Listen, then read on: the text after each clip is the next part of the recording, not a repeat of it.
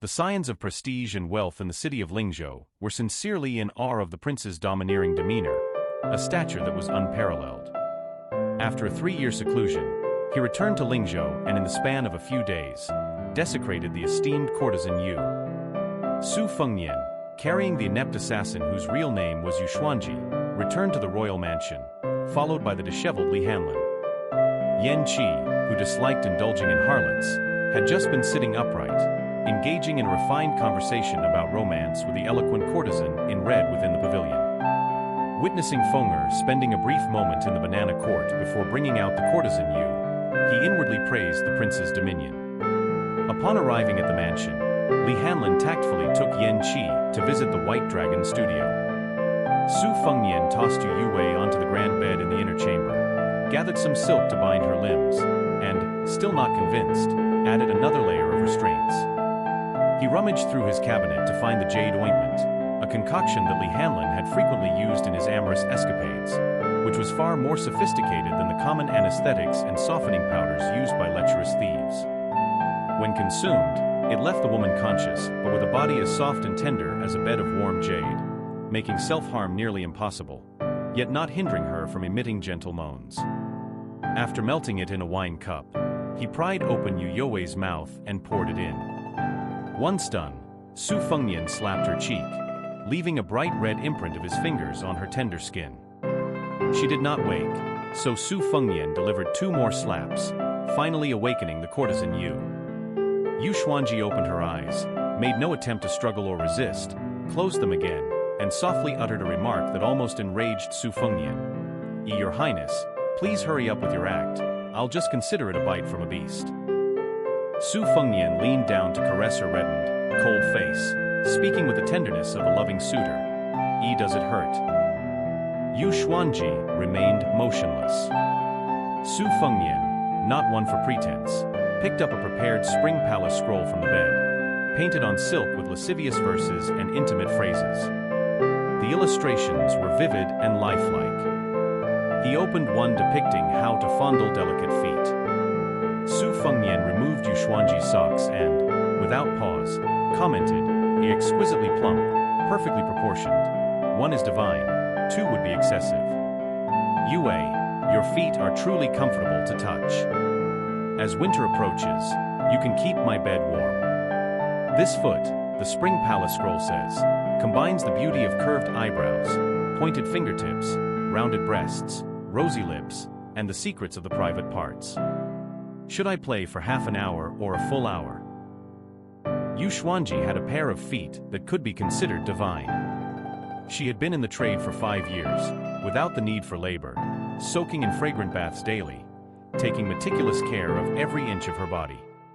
Due to the instinctive tension brought on by Su Fengnian's play, the arch of her foot was like a crescent moon.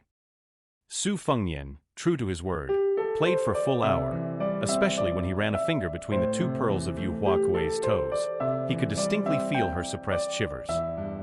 Next, he climbed up, caressing her legs through Yu Xuanji's last pair of close-fitting velvet trousers.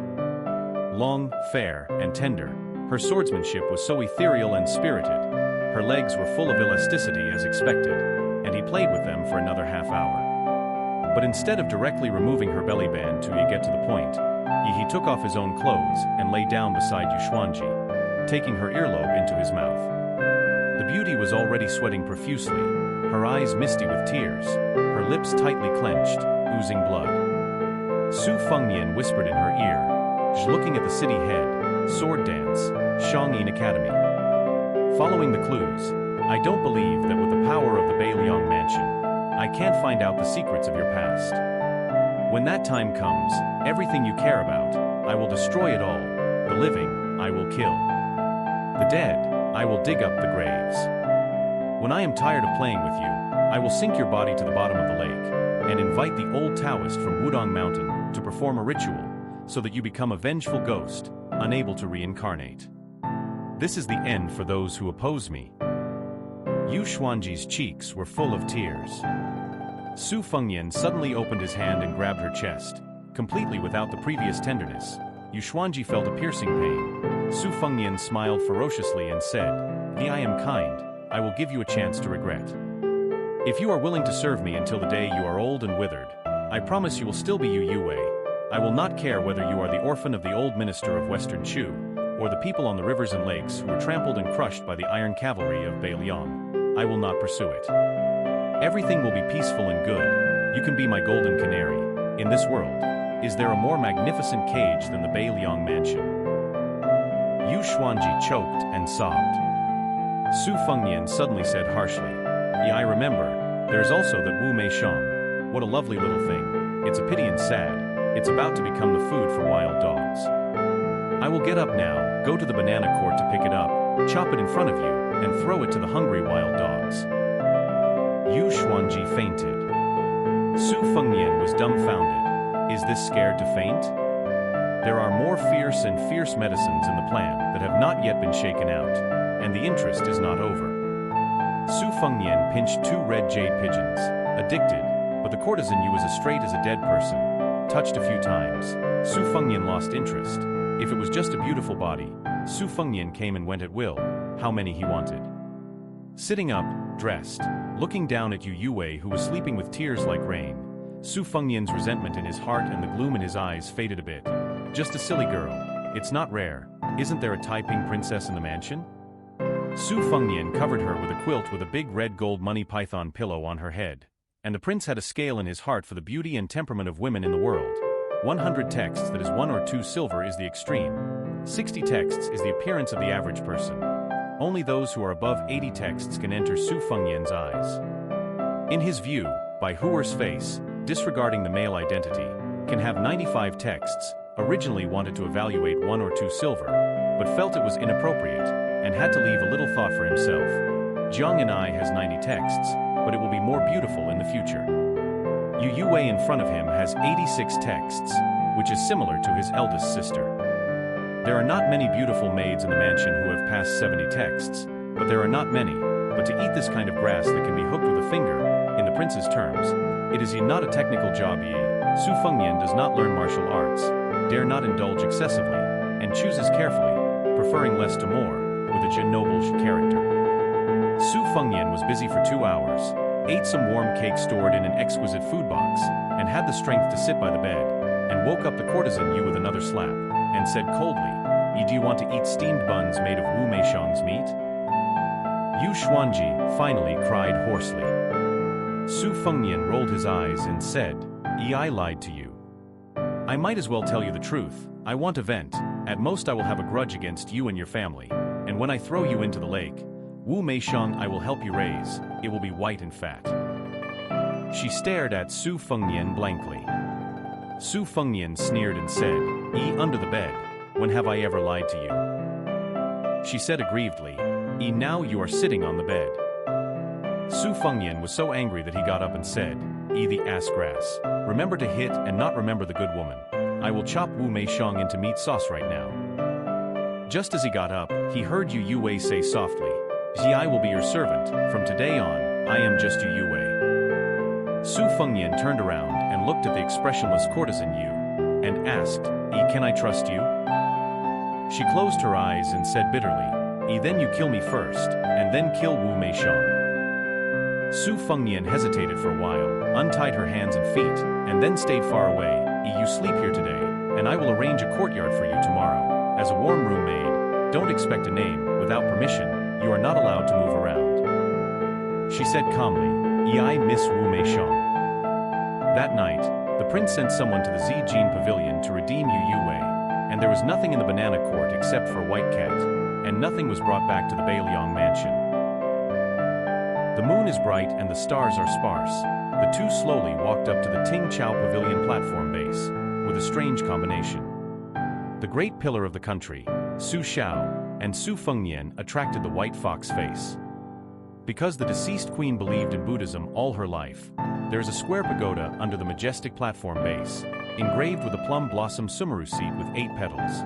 The pagoda body is in the shape of a covered bowl, with a boat-shaped niche in the center, engraved with a Buddha sitting cross-legged on a lotus platform, with a solemn expression. And the base of the pagoda has stone carvings of 8 Vajra kings, holding up the body of the pagoda. This building is undoubtedly the feng shui of the city of Lingzhou. Lingzhou is short of water, and the king of Beiliang, Su Shao, expanded the lake to the sea with manpower, implying waterbrush. Ting Chao Pavilion stands tall and majestic, built by the water, gathering the aura of heaven and earth and absorbing the essence of the sun and the moon.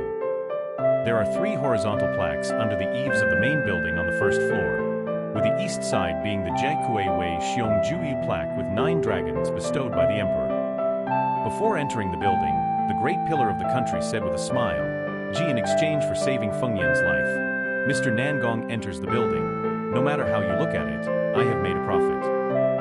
The white fox face looked as usual and did not speak. After pushing open the door, a huge white marble relief of Yi Dunhuang Feixian Yu came into view in the hall. The flying immortals in the painting were all as tall as real people, and even the well-informed white fox face was momentarily stunned. The slightly hunched king of Beiliang, Su Shao, chuckled and said, "There are 30,000 volumes of introductory martial arts in the West Hall on the first floor, which are not very valuable. I collected them just to occupy a place and add a bit of the fragrance of 10,000 volumes of books to the family's collection. The second floor is a hidden layer, in addition to 4,000 copies of Yin Yang, vertical and horizontal studies, and rare books. There are also 49 strange weapons in the world, which is my second daughter's favorite place to stay. There are 20,000 volumes of profound scriptures and secrets on the third floor, and the hidden layer on the fourth floor has some strange stones and antiques, which are always scolded by Feng Yan for being very smelly. The fifth and sixth floors are the things that those rivers and lake heroes who are willing to take risks to sneak into the mansion are after. As for the above, I believe that ordinary experts will not understand even if they look at them. As for the top floor, there is nothing, Mr. Nangong. If you want to climb high and look far, you can go to the white crane building on the mountain top to enjoy the scenery." The white fox face heard the meaning in the great pillar of the country's words, nodded his head. Su Shao squinted and smiled. Then let's go straight to the fifth floor?" The white fox face shook his head and finally said, "After going up, I may not be interested in the 60,000 volumes on the floors below." Su Shao was not surprised. He laughed, walked up the stairs alone, and disappeared into the shadows. The white fox face with 2 swords hanging on his waist stood in front of the jade screen, looking vigorous. The great pillar of the country arrived at the 8th floor. Bamboo slips and ancient books were scattered everywhere. A rosewood-long table, with a dim and swaying candle lamp, and a green gourd containing wine was placed on the corner of the table, with a red rope tied to the mouth of the gourd and a thin arm.